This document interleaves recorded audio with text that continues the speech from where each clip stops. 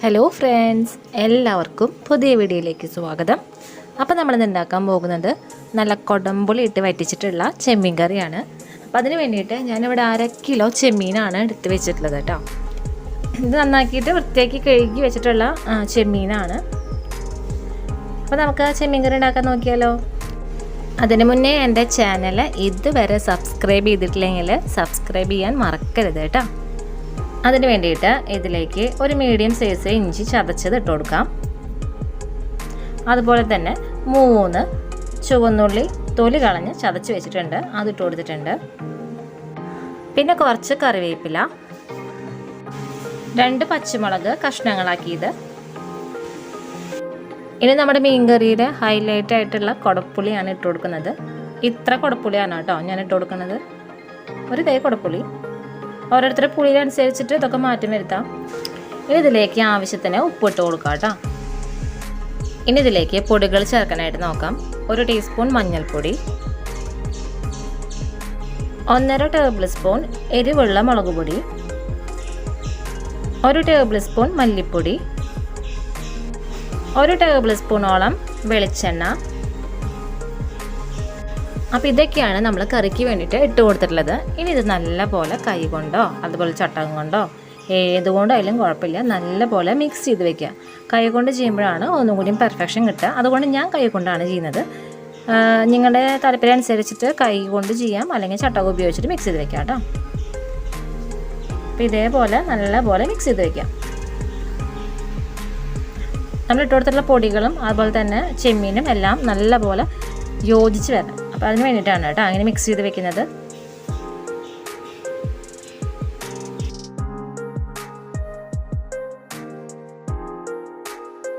അപ്പോൾ ഇത് നല്ലപോലെ മിക്സ് ചെയ്ത് വെച്ചിട്ടുണ്ട്. ഇനി ഇതിലേക്ക് കുറച്ച് വെള്ളം, ഒരു 1/4 കപ്പ് വെള്ളം ഒഴിച്ച് കൊടുക്കാം കേട്ടോ. അപ്പോൾ വെള്ളമൊക്കെ ഒഴിച്ച് കൊടുത്തിട്ടുണ്ട്. ഇനി ഇതിലേക്ക് നമുക്ക് ചേർത്ത് കൊടുക്കേണ്ടത് നാളികേരപ്പാലാണ്. അപ്പോൾ നാളികേരപ്പാൽ നമുക്ക് നാളികേരത്തിൽ നിന്ന് പിഴിഞ്ഞെടുക്കാനായിട്ട് നോക്കാം.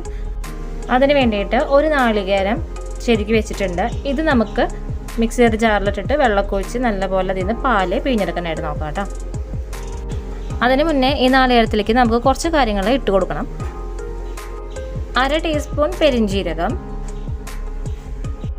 അതുപോലെ തന്നെ 1/4 ടീസ്പൂൺ ഉലുവ, ഇതാണ് ഇട്ട് കൊടുത്തിട്ടുള്ളത്. അപ്പോൾ പാലെടുക്കാൻ വേണ്ടിയിട്ട് ഞാനൊരു മിക്സി ജാർ എടുത്ത് വെച്ചിട്ടുണ്ട്. ഇതിലേക്ക് നമ്മൾ ഈ നാളികേരമൊക്കെ ഇട്ട് കൊടുക്കുക. ഇനി ഇതിലേക്ക് നമുക്ക് വെള്ളം ഒഴിച്ച് കൊടുക്കാം കേട്ടോ. അപ്പോൾ നാളികേരം നിൽക്കുന്നതിൻ്റെ ഒപ്പം തന്നെ വെള്ളം ഒഴിച്ച് കൊടുത്തിട്ട് നല്ല പോലെ നമുക്കിത് അടിച്ചെടുക്കാനായിട്ട് നോക്കാം കേട്ടോ. അപ്പോൾ മീൻ കറിക്ക് വേണ്ടിയിട്ട് ഞാൻ 3 കപ്പ് നാളികേരപ്പാലാണ് എടുത്തിട്ടുള്ളത്. കണ്ടില്ലേ, ഇത്രയും നാളികേരപ്പാൽ ഇത് നമുക്ക് കറിയിലേക്ക് ഒഴിച്ച് കൊടുക്കാം. അപ്പോൾ 1-ാം പാല് 2-ാം പാല് അങ്ങനെയൊന്നുമില്ല. നമ്മൾ നേരത്തെ കാണിച്ചതല്ലേ, ആ മിക്സിയുടെ ജാറിലിട്ടിട്ട് ആദ്യത്തെ പ്രാവശ്യം അടിച്ചെടുത്ത് ആ നാളികേരത്തിൻ്റെ ഇതിന് പാല് പിഴിഞ്ഞെടുത്ത് ആ നാളികേരക്കൊറ്റനിൽ വീണ്ടും വെള്ളം ഒഴിച്ചിട്ട് ഒന്നും കൂടി അടിച്ചെടുത്ത് ആ പാല് അങ്ങനെയാണ് ഞാൻ പിഴിഞ്ഞെടുത്തിട്ടുള്ളത്.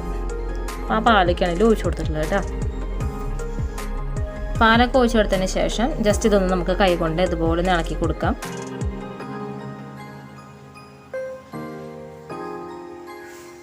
ഇത് ഇളക്കി കൊടുത്തിട്ടുണ്ട്. ഇനി നമുക്ക് ഈ ചട്ടി അടുപ്പത്ത് വെക്കാം കേട്ടോ. ഇനി കറി നല്ലപോലെ തിളച്ച് വരട്ടെ, അതുവരെ നമുക്ക് വെയിറ്റ് ചെയ്യാം കേട്ടോ. അപ്പോൾ ഇതേ മീൻ കറി നല്ലപോലെ തിളച്ച് തുടങ്ങിയിട്ടുണ്ട്.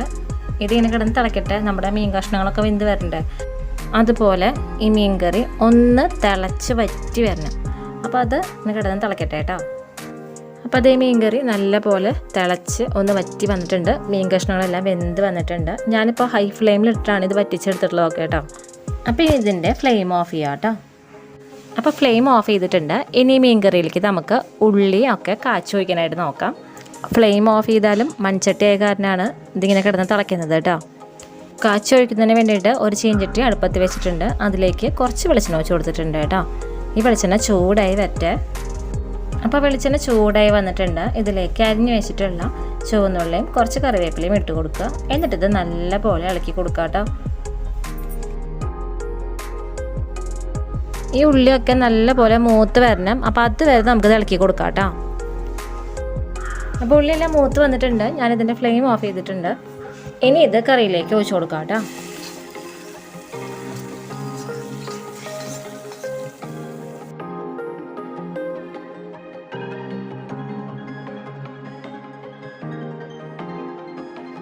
അങ്ങനെ നമ്മുടെ കുടംപുളി ഇട്ട് വറ്റിച്ചിട്ടുള്ള ചെമ്മീൻ കറി റെഡി ആയിട്ടുണ്ട്. എല്ലാവരും ഉണ്ടാക്കി നോക്കി നോക്കണം. കഴിക്കാൻ നല്ല ടേസ്റ്റി ആയിട്ടുള്ള ഒരു മീൻ കറിയാണ്.